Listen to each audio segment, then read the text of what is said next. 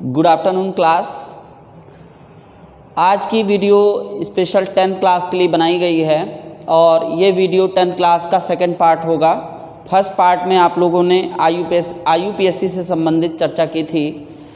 उसके बाद आज सेकंड पार्ट जो हाई स्कूल के रसायन विज्ञान के चैप्टर 1 में है, रासायनिक अभिक्रियाएं एवं समीकरण, इस चैप्टर के अंतर्गत आज हम लोग पढ़ेंगे कि रासायनिक अभिक्रियाएं क्या होती हैं और रासायनिक अभिक्रियाओं को कितने भागों में बांटा जा सकता है, कौन कौन सी अभिक्रियाएं होंगी, किस किस प्रकार की होंगी, उनमें आइडेंटिफाई कैसे करेंगे कि अभिक्रिया आपके सामने दे दी गई और उस अभिक्रिया में किस प्रकार की अभिक्रिया हो रही है।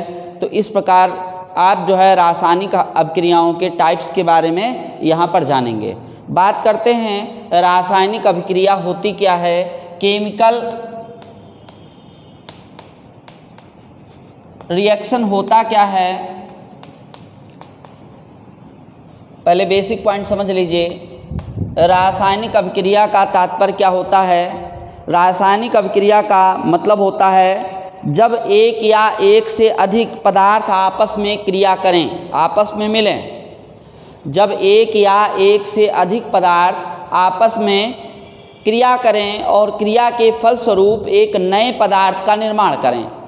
जब कोई नया पदार्थ बनता है तो उसे हम कहते हैं रासायनिक अभिक्रिया। अब रासायनिक अभिक्रिया में डेली एग्जाम्पल हम लोग देखते हैं, ढेर सारी अभिक्रियाएं आपके सामने होती हैं। बस सिर्फ ये बात है कि आप उसको जानते नहीं हो कि वास्तव में ये रासायनिक क्रिया हो रही है कि नहीं हो रही है, ये है क्या चीज़। जैसे हम लोग डेली लाइफ में क्या करते हैं, दूध से दही चेंज करना रोज़ लगभग देखते रहते हैं। डेली लाइफ में हमारे यूज़ होता है कि दूध से हम दही को चेंज कर लेते हैं, दही बना लेते हैं। या आप बंद लाइए, बेकरी का कोई सामान लाइए और उसमें स्मेल आना स्टार्ट हो जाए, वो भी क्या है, एक प्रकार की रासायनिक क्रिया है। ये सभी रासायनिक क्रिया हैं। इसी प्रकार हमारी जो बॉडी है उसमें कई हजारों रिएक्शनें होती रहती हैं और उन रिएक्शनों अभिक्रियाओं के द्वारा किसका निर्माण होता है, उत्पाद का निर्माण होता है बेटा, और उन उत्पाद की सहायता से हमारा जीवन चलता है। तो कह सकते हैं रासायनिक क्रिया क्या होगी, रासायनिक अभिक्रिया क्या होगी। रासायनिक अभिक्रिया के अंतर्गत एक या एक से अधिक पदार्थ आपस में क्रिया करके एक उत्पाद का निर्माण करते हैं बेटा, वही होती है रासायनिक क्रिया। इसके लिए दो टर्म इस्तेमाल होता है। एक बेटा अभिकारक क्या होता है, इसको जान लें। अभिकारक जिसको कहते हैं रिएक्टेंट। दूसरा पॉइंट होता है उत्पाद जिसको कहते हैं प्रोडक्ट।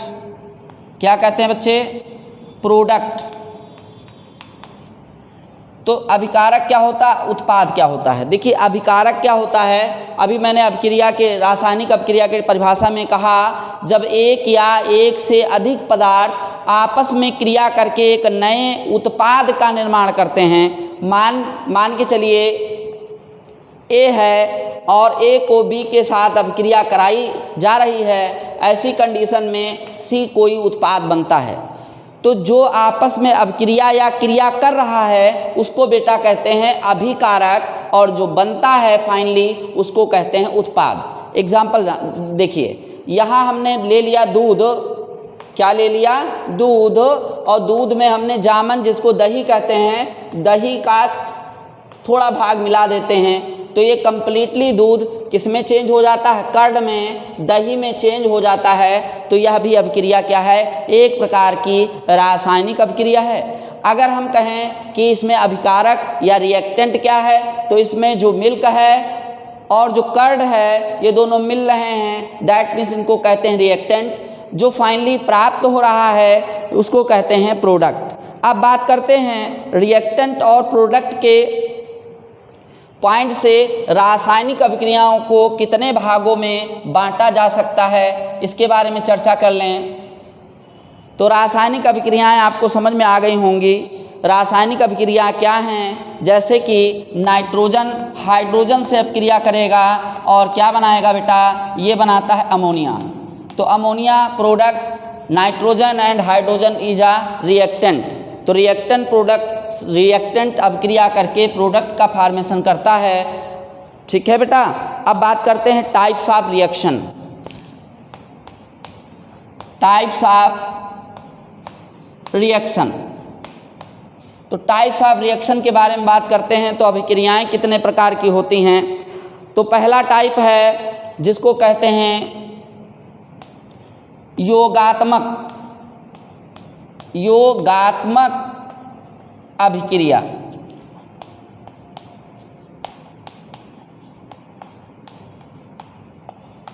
हेडिंग बना बना के लिखते रहिएगा बच्चे सभी लोग, जिसको कहते हैं एडिशनल रिएक्शन, योगात्मक अभिक्रिया। इसको दूसरे नाम से भी जाना जाता है, संयोजन अभिक्रिया के नाम से भी जानते हैं। किस नाम से? संयोजन अभिक्रिया।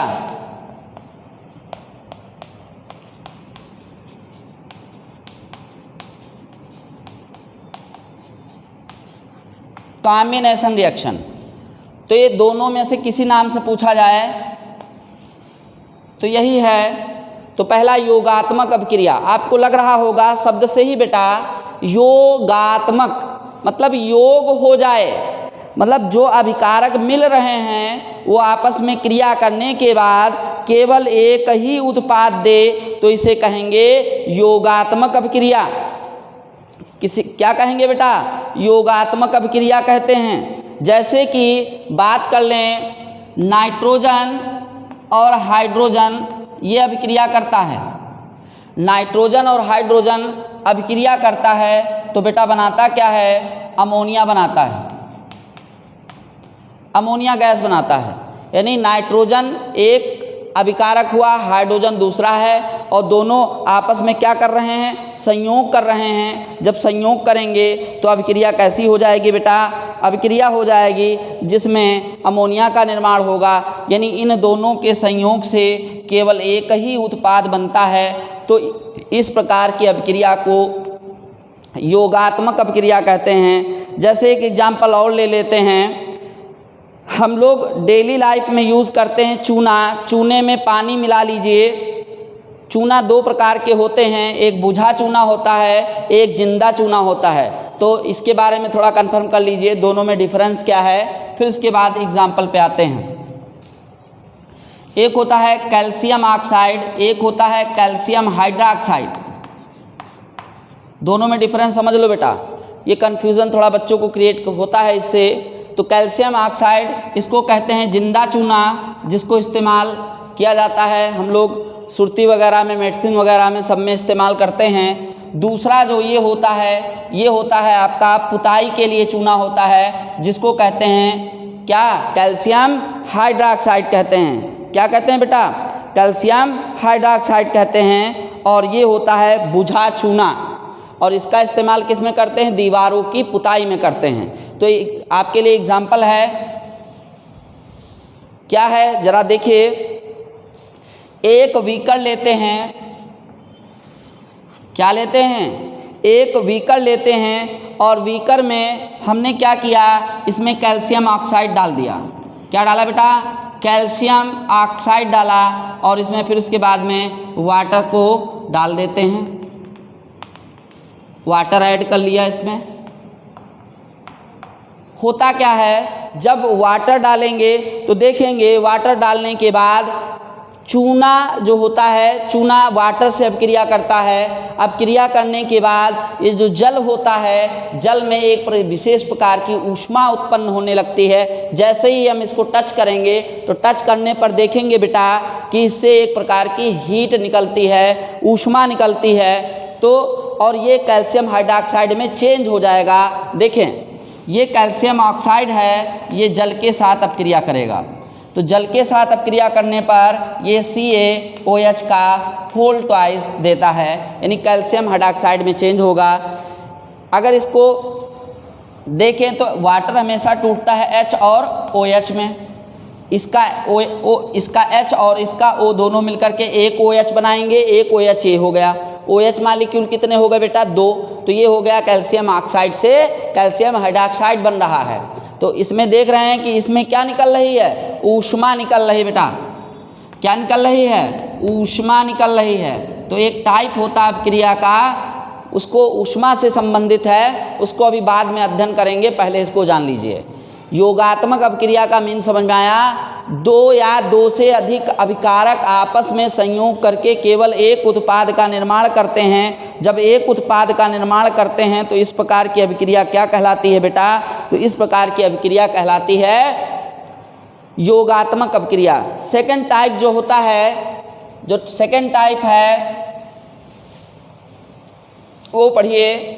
सेकंड टाइप है आप में योगात्मक के बाद में वियोजन अभिक्रिया। कौन सी अभिक्रिया? वियोजन या अपघटन अभिक्रिया। सेकंड रिएक्शन है जिसको कहते हैं वियोजन या अपघटन अभिक्रिया। वियोजन या अपघटन अभिक्रिया। तो वियोजन या अपघटन अभिक्रिया में क्या पढ़ेंगे? इसमें क्या होता है, यह जो है योगात्मक का जस्ट उल्टा होता है। योगात्मक में आप लोगों ने देखा था कि दो या दो से अधिक अभिकारक आपस में मिलने के बाद केवल एक ही उत्पाद बनाते हैं, और वियोजन जो है अभिक्रिया है just opposite to the additional reaction. Additional या कॉम्बिनेशन रिएक्शन का जस्ट अपोजिट होता है, इसको कहते हैं डिसोसिएशन रिएक्शन। ठीक है ना। अब इसमें क्या होता है, कोई एक अभिकारक दो या दो से अधिक सरल उत्पादों में वियोजित हो जाए। कोई एक अभिकारक है वो किस में चेंज हो जाए बेटा? दो या दो से अधिक सरल उत्पादों में चेंज हो जाए, तो इस प्रकार की अभिक्रिया को कहते हैं वियोजन अभिक्रिया। अब वियोजन अभिक्रिया का एक एग्जाम्पल आपने लिया था N2+3H2 एडिशनल में लिया था, तब ये बन रही थी अमोनिया गैस। इसको रिवर्स भी कर सकते हो क्योंकि ये अभिक्रिया कैसी होती है? उत्क्रमणीय अभिक्रिया होती है। अब कहोगे बेटा उत्क्रमणीय रिएक्शन क्या होती हैं? देखो रिएक्शनें दो प्रकार की होती हैं। एक होती है उत्क्रमणीय, इस कॉन्सेप्ट को समझ लो। उत्क्रमणीय जिसको कहते हैं रिवर्सिबल रिएक्शन, एक और दूसरी होती अनुत्क्रमणीय।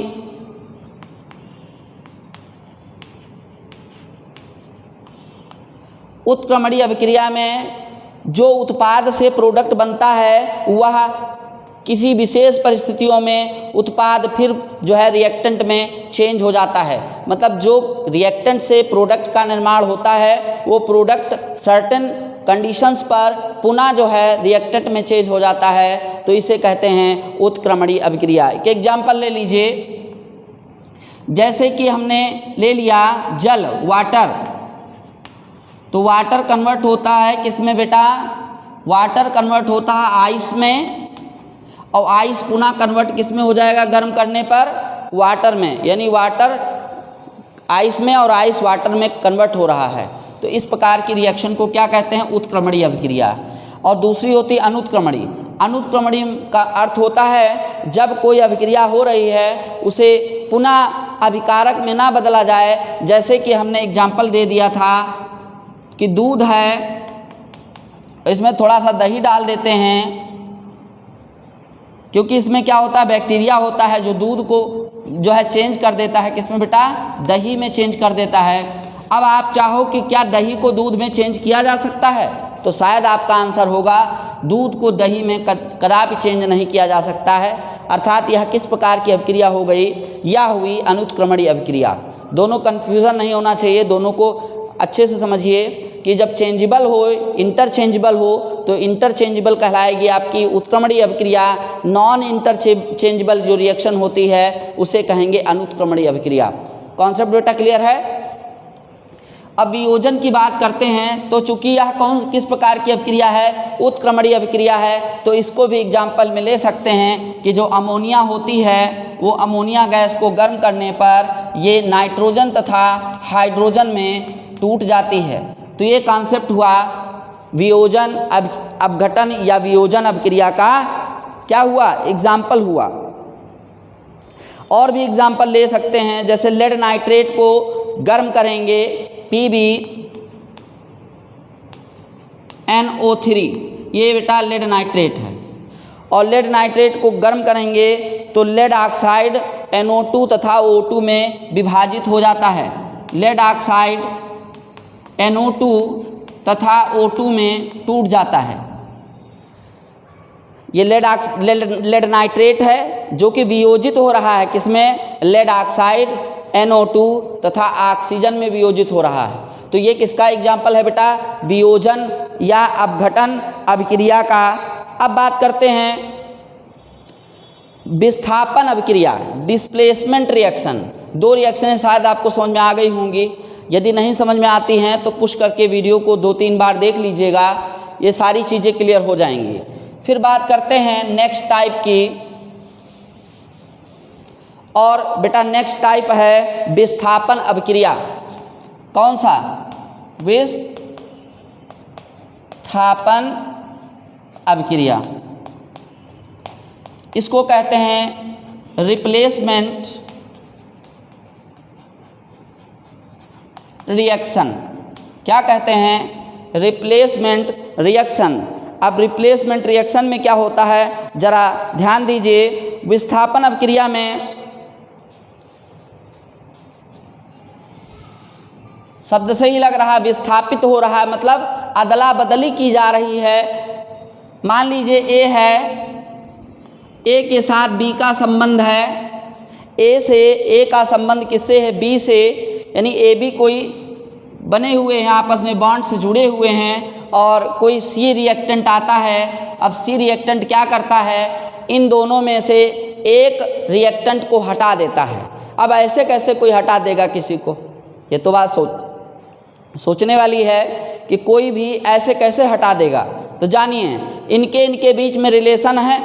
अब सी बंदा आता है तो सी बंदा कैसा है, सी बंदे के पास में, अच्छा इनमें से हटाने का, जैसे ए को हटाना है और बी के साथ लगना है सी को, तो ऐसी कंडीशन में क्या होगा, सी मोर पावरफुल होना चाहिए ना, कि आज कह दे भैया हट जाओ तो क्या हट जाओगे, नहीं, ऐसा नहीं होगा। तो ये कैसा होना चाहिए, मोर पावरफुल देन जो हट रहा है। मान लीजिए ए को हटा रहे हैं तो ए सी की अपेक्षा में कैसा है, लेस पावरफुल है। जब more powerful element less powerful element को क्या करता है, उसके स्थान से अलग कर देता है और स्वयं उसके साथ लग जाता है, तो इसे कहते हैं विस्थापन अभिक्रिया।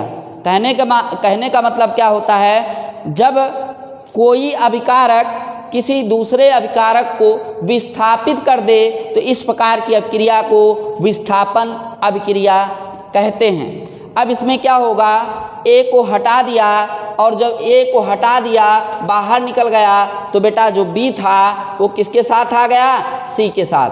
तो ऐसा रिलेशन जो इस प्रकार की रिएक्शन हो रही है वो कैसी रिएक्शन है, विस्थापन अभिक्रिया है।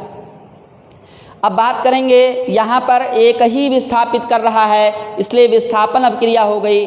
हो सकता है कि दूसरी कंडीशन हो जाए, a प्लस बी है और ये जो है सी ए बी मान लीजिए और ये सी डी है। अब इस कंडीशन में क्या होगा, यहाँ पर दोनों एक दूसरे को विस्थापित करेंगे। मतलब कहने का मतलब जो सी ए है वो किसके द्वारा विस्थापित किया जा रहा है, सी के द्वारा। जब ए सी के द्वारा विस्थापित किया जा रहा है तो ये बन जाएगा प्रोडक्ट बी सी, और जो बचेगा वो नेक्स्ट प्रोडक्ट बनाएगा, अर्थात डी के साथ मिल जाएगा ए और ये ए डी बनाएगा। दोनों में क्या अंतर है, दोनों में अंतर क्या है, दोनों में दो टाइप की अभिक्रियाएं हैं ये विस्थापन। एक होता है विस्थापन अभिक्रिया, एक होता है द्विविस्थापन अभिक्रिया। जब एक दूसरे को विस्थापित करे, बेटा समझें, जब एक पदार्थ दूसरे पदार्थ को विस्थापित करे तो विस्थापित करने के बाद उसको तो निकाल देता है, स्वयं उसकी जगह लग जाता है। जब स्वयं उसकी जगह लग जाएगा तो बेटा प्रोडक्ट बना देगा। अब प्रोडक्ट बना देगा तो एक अभिक्रिया ये हो गई, आपने देखा कि केवल एक पदार्थ क्या करता है, ये विस्थापित करता है दूसरे को।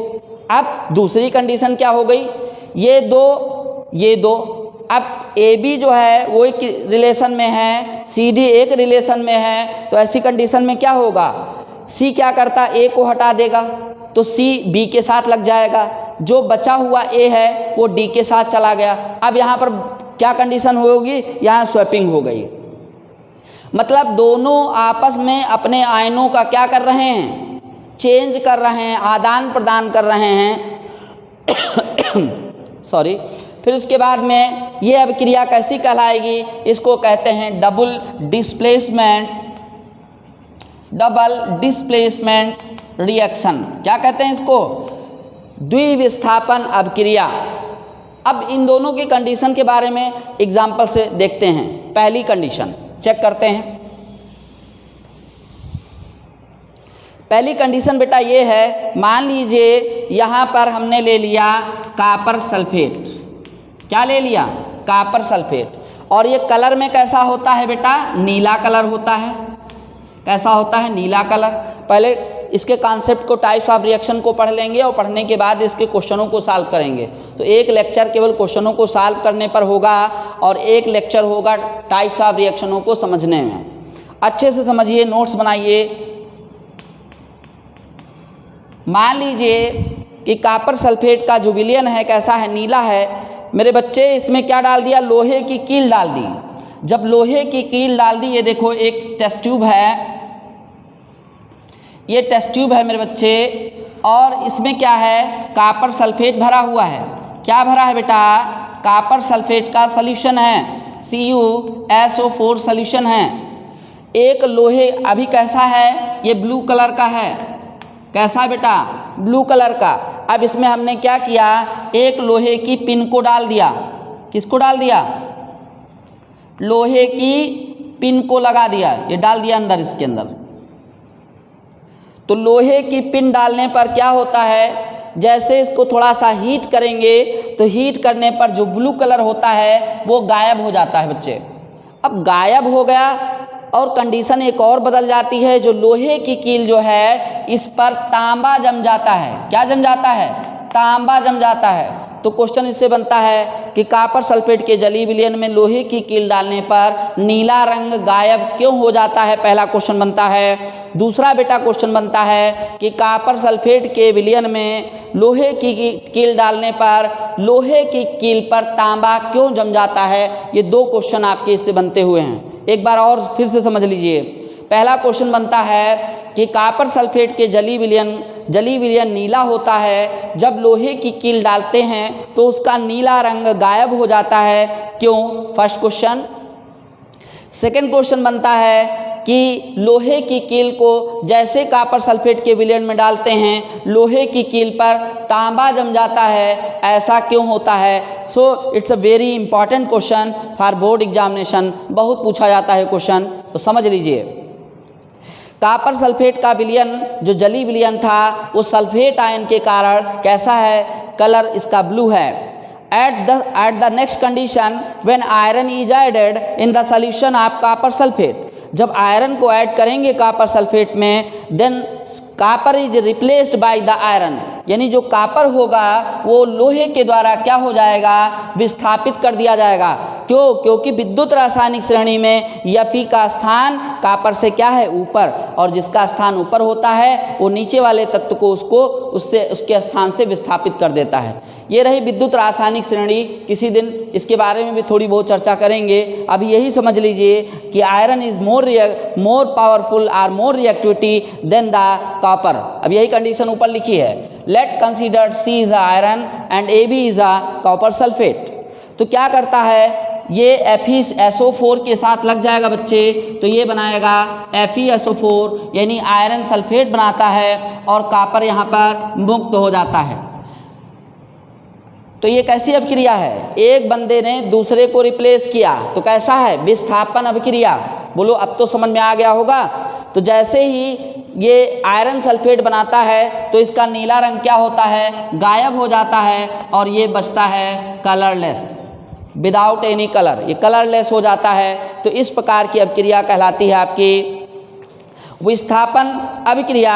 अब बात करते हैं अगले टॉपिक के विषय में, जिसको कहते हैं द्विविस्थापन अभिक्रिया। अब द्विविस्थापन अभिक्रिया में जरा चेक कर लीजिए क्या कर सकते हैं। तो द्विविस्थापन अभिक्रिया में दो बंदे हो जाएं, जैसे सेकंड कंडीशन हमने बताई, तो दो बंदों में क्या हो जाए, जैसे ये कंडीशन कि AB जो है और CD के साथ रिएक्शन करता है। किसके साथ रिएक्शन करेगा? AB जो है वो CD के साथ रिएक्शन करेगा। तो इस प्रकार की अभिक्रिया क्या होगी? एक दूसरे को क्या करते हैं? एक दूसरे को विस्थापित कर देते हैं। तो इस प्रकार की अभिक्रिया को द्विविस्थापन अभिक्रिया कहते हैं। मतलब दो बंदे आपस में एक दूसरे को क्या करते हैं? विस्थापित कर देते हैं। ठीक है बेटा। एग्जाम्पल इसका ले लीजिए, जैसे कि सिल्वर नाइट्रेट विलयन में KCl ऐड कर लेते हैं। एक एग्जाम्पल देख लीजिए कि सिल्वर नाइट्रेट है और सिल्वर नाइट्रेट में KCl ऐड कर लिया गया। और टॉपिक पढ़ रहे हैं हम नेक्स्ट टाइप, द्विविस्थापन अभिक्रिया। द्विविस्थापन अभिक्रिया में दोनों अभिकारक, मतलब दोनों जो अभिकारक यूज़ कर रहे हैं वो दोनों एक दूसरे को विस्थापित कर देते हैं। तो इसे कहते हैं द्विविस्थापन अभिक्रिया, यानी डबल रिप्लेसमेंट रिएक्शन। अब इसमें कंडीशन क्या है? मान लीजिए AB प्लस CD कंडीशन है, तो क्या करेगा? एक दूसरे से क्या करेंगे? अदला बदली कर लेंगे, यानी A के साथ D आ जाता है और B के साथ C आ जाता है। सेम कंडीशन यहाँ पर भी है। इसको मान लो A है, इसको मान लो B है, ये आपका C है और ये आपका D है। कंडीशन क्या है? ये सिल्वर नाइट्रेट है और ये पोटेशियम क्लोराइड है। अब इस कंडीशन में बनता क्या है? Ag के साथ Cl निकल जाएगा, AgCl बनाएगा तो AD बन गया। दूसरा क्या है? K के साथ NO3 तो KNO3 बन गया। ये आपका B और C का है। सेम कंडीशन है बेटा। अब बात करेंगे, ये दोनों चीज़ें हो गई। अब बात करेंगे next reaction, types of reaction पर। तो नए टाइप्स ऑफ रिएक्शन में क्या पढ़ेंगे? हम लोग पढ़ेंगे और विस्थापन हो गया, द्विविस्थापन हो गई, अनुत्क्रमणीय उत्क्रमणीय भी पढ़ा चुके हैं। अनुत्क्रमणीय अभिक्रिया क्या होती है? फिर से एक बार समझ लो। अनुत्क्रमणीय क्या है? उत्क्रमणीय क्या है? अनुत्क्रमणीय का मतलब होता है, नेक्स्ट है अनुत्क्रमणीय, इसको जान ले। और एक तरफ उत्क्रमणीय। अनुत्क्रमणीय अभिक्रिया, इसमें क्या होता है? इसमें जो प्रोडक्ट बनता है वो स्टेबल होता है, अर्थात परमानेंट होता है। कहने का मतलब, जैसे कि A अभिक्रिया कर रहा है B से, बनाता है AB, तो AB बनाता है, कभी भी AB किस में नहीं चेंज हो सकता है? A और B में चेंज नहीं हो सकता है। एग्जाम्पल आपको हमने बता दिया, दूध प्लस दही मिला करके हमने क्या बना दिया? दही बना दिया।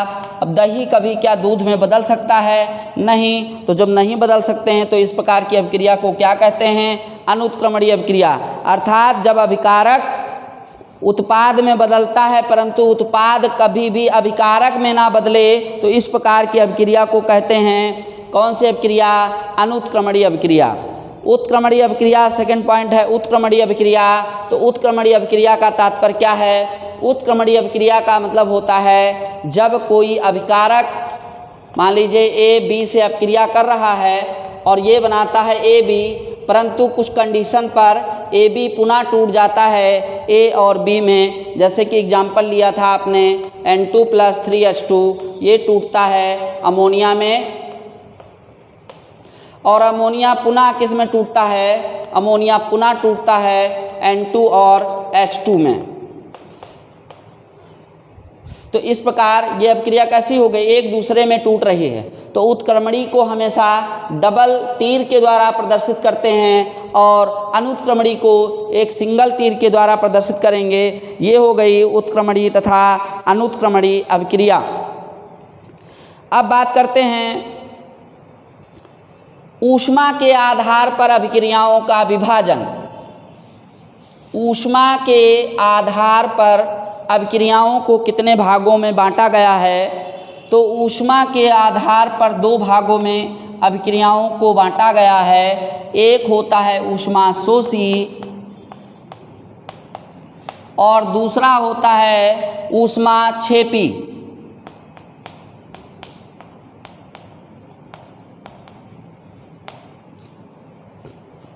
दोनों में समझ लीजिए। ऊष्माशोषी, ऊष्माशोषी का बेस्ट एग्जाम्पल आप लोग कर रहे थे अभी। शोषी का मतलब क्या होता है? शोषी का अर्थ होता है सोखने वाला, यानी जब कोई रिएक्शन करा रहे हैं उस रिएक्शन को कराने में हमें ऊष्मा देना पड़े तो उस प्रकार की अभिक्रिया को क्या कहते हैं? ऊष्माशोषी अभिक्रिया कहते हैं। और क्षेपी का मतलब होता है निकलना, मतलब यदि अभिक्रिया हो रही है तो उस अभिक्रिया के दौरान ऊष्मा मुक्त हो, ऊष्मा बाहर निकले, अर्थात वो जो रिएक्शन कर रहा है पॉट गर्म हो जाए, कुछ ऐसी कंडीशन हो जाए बेटा तो कहेंगे क्षेपी। शोषी का एग्जाम्पल बेस्ट आपके घर में यूज़ करते हो। क्या है? चाय बना रहे हो, चाय बनाने के लिए, चाय को गर्म करने के लिए क्या करोगे? उसे जो है सिलेंडर पे मतलब क्या करेंगे? गर्म करेंगे, अर्थात बर्नर जलाएंगे, आग लगाएंगे, उसको गर्म करेंगे, देन चाय प्राप्त करेंगे। तो वो कैसी हो गई? ऊष्माशोषी अभिक्रिया हो गई। मान के चलिए कि वो कैसी अभिक्रिया है? जैसे नाइट्रोजन हाइड्रोजन से अभिक्रिया, बेस्ट एग्जाम्पल है। नाइट्रोजन हाइड्रोजन से अभिक्रिया करेगा जब इसको गर्म करोगे, तो गर्म करने से बेटा ये अमोनिया में चेंज हो जाता है। बोलो आ रहा कि नहीं? तो यहाँ पर ऊष्मा दी जा रही है। जब किसी अभिक्रिया में, किसी रासायनिक अभिक्रिया में अभिक्रिया को कराने के लिए ऊष्मा दी जाती है तो इस प्रकार की अभिक्रिया को कहते हैं बेटा कौन सी अभिक्रिया? ऊष्माशोषी अभिक्रिया। और दूसरी बात कर लेते हैं ऊष्माक्षेपी अभिक्रिया। तो क्षेपी में आपको पता होना चाहिए, क्षेपी में क्या पढ़ते हैं? क्षेपी में हम लोग पढ़ते हैं कि अभिक्रिया के दौरान ऊष्मा निर्मुक्त होती है। निर्मुक्त का मतलब होता है निकलना। जैसे अभी शुरू में एग्जाम्पल किया था, कैल्शियम ऑक्साइड है, चूना है, और इसमें हमने क्या डाल दिया? पानी डाल दिया। जैसे ही पानी डालेंगे तो ये अभिक्रिया करके क्या बनाता है बेटा? ये बनाता है कैल्शियम हाइड्रोक्साइड, ठीक है ना, प्लस क्या निकालता है? ऊष्मा। क्या निकालता है? ऊष्मा। याद करिए अभी ये फिगर बनाया था हमने कि ये वाटर है, इसमें क्या भर लिया है? Calcium oxide. तो कैल्शियम ऑक्साइड और कैसे किससे अभिक्रिया करेगा? जल के साथ। क्या बनाएगा बेटा? Calcium hydroxide. और जो कैल्शियम हाइड्रोक्साइड बनाएगा, in this reaction heat is eliminated. Then heat अगर एलिमिनेट कर रहा है, ये pot and water boiled up, तो छुएंगे तो आपको एक गर्म महसूस होगा। एक और एग्जाम्पल जो आप लोग स्वयं कर सकते हैं घर में, वो क्या है? एक हाथ में डिटर्जेंट पाउडर को लीजिए और डिटर्जेंट पाउडर को लेने के बाद में पानी में हाथ डिप कर लीजिए। जैसे ही थोड़ा बहुत पानी आपके हाथ के अंदर आएगा, कंडीशन क्या होगी बेटा? हाथ में गर्मी महसूस होगी, अर्थात डिटर्जेंट जल के साथ अभिक्रिया करके क्या मुक्त कर रहा है बेटा? ऊष्मा। अब जो ऊष्मा मुक्त करेगा तो इस प्रकार की अभिक्रिया को क्या कहेंगे? इस प्रकार की अभिक्रिया को कहेंगे कि ऊष्माक्षेपी प्रकार की अभिक्रिया है। शायद इतनी चीज़ें आपको समझ में आ गई होंगी। फिर बात करते हैं ऑक्सीकरण और अपचयन के बारे में बात कर लेते हैं कि ऑक्सीकरण किसे कहते हैं और अपचयन किसे कहते हैं। दो अभिक्रियाएं ये पढ़ेंगे, फिर उसके बाद में कुछ कारण बताओ वाले क्वेश्चनों पर भी चर्चा करेंगे। तो बात करते हैं ऑक्सीकरण और अपचयन अभिक्रिया। तो ऑक्सीकरण अभिक्रिया का अर्थ होता है, शब्द से ही लग रहा, ऑक्सीकरण यानी ऑक्सीजन से अभिक्रिया करना ऑक्सीकरण कहलाता है। पहला होता है ऑक्सीडेशन, जिसको कहते हैं ऑक्सीकरण अभिक्रिया, और दूसरी होता है अपचयन, जिसको कहते हैं रिडक्शन रिएक्शन। दोनों में डिफरेंस समझो, एक साथ ले रहे हैं क्योंकि एक दूसरे से कोरिलेटेड हैं। ऑक्सीकरण का पहला पॉइंट है ऑक्सीजन का संयोग, एडिशन ऑफ ऑक्सीजन। यहाँ लिखे दे रहे हैं ऑक्सीजन का संयोग या हाइड्रोजन का मुक्त होना, हाइड्रोजन का मुक्त होना, ये इसकी परिभाषा है। जब किसी रासायनिक अभिक्रिया में ऑक्सीजन के साथ संयोग हो या हाइड्रोजन मुक्त हो तो ऐसी अभिक्रिया को कहते हैं ऑक्सीकरण अभिक्रिया। और इसका जस्ट अपोजिट होता है अपचयन अभिक्रिया। इसमें क्या होता है, हाइड्रोजन का संयोग होता है और ऑक्सीजन निर्मुक्त होती है। जब इस प्रकार की अभिक्रिया हो जिसमें हाइड्रोजन का निकलना और यस बेटा, ऑक्सीकरण का मीन समझ में आ गया होगा आपको। ऑक्सीकरण का मतलब होता है ऑक्सीजन का संयोग या हाइड्रोजन का मुक्त होना, और अपचयन का अर्थ होता है उल्टा जस्ट इसका कि ऑक्सीजन का निकलना और हाइड्रोजन का संयोग होना, ये कहलाती है अपचयन अभिक्रिया। एग्जाम्पल के माध्यम से इसको चेक कर लेंगे। कॉपर है, कॉपर की अभिक्रिया ऑक्सीजन से होती है तो ये बनाता है CuO। कॉपर जब ऑक्सीजन से अभिक्रिया कर रही है तो ये बनाता है CuO। और ये अभिक्रिया कैसी हो रही है, इसमें ऑक्सीजन कॉपर से संयोग कर रहा है। जब कॉपर से ऑक्सीजन संयोग कर रहा है तो इस प्रकार की अभिक्रिया किस परिभाषा के अंतर्गत आती है, ऑक्सीकरण परिभाषा के अंतर्गत आती है। सेकंड पॉइंट के बारे में बात कर लें तो सेकंड पॉइंट होता है अपचयन। इसी रिएक्शन में क्या कर लें, CuO बना और इसमें हमने हाइड्रोजन को ऐड कर लिया। किसको ऐड कर लिया, हाइड्रोजन। तो जब हाइड्रोजन से अभिक्रिया कराते हैं तो बेटा बनता क्या है, ये वाटर निकल जाएगा और वाटर निकलेगा तो बनेगा Cu+H2O। दोनों में डिफरेंस समझ में आ गया होगा। ऑक्सीजन का संयोग हो तो ऑक्सीकरण या हाइड्रोजन का मुक्त होना, ये भी कहलाएगा ऑक्सीकरण। और दूसरी कंडीशन में अपचयन में होगा हाइड्रोजन का जुड़ना या ऑक्सीजन का निकलना, ये कहलाता है आपका अपचयन अभिक्रिया। ऑक्सीकरण और अपचयन अभिक्रिया के बाद में आप में जो कोर्स में है उसमें आता है मंद अभिक्रिया और तीव्र अभिक्रिया।